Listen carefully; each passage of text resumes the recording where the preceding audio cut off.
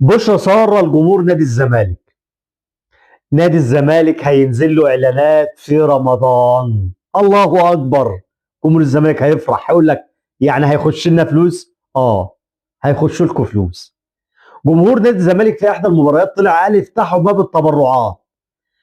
فبما ان احنا داخلين على رمضان فهيبقى اعملوا الاعلانات اللي بيقولوا فيها او بيتم الترويج ليه: تبرع بزكاتك وصدقتك لبيت المال او لبيت الزكاه او للأرمان او هيضيفوا عليها تبرع لنادي الزمالك، لان نادي الزمالك يحتسب من الغارمين. هيطلع واحد ويقول لي روحوا دوروا على امام عاشور شوفوا كان راح فين لما انتوا سافرتوا وسابكم في القاهره ومشي.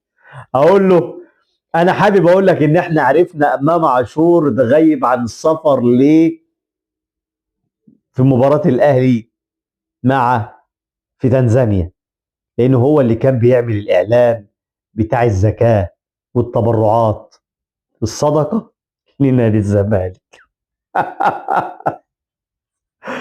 تنساش اللايك للفيديو والاشتراك في القناه.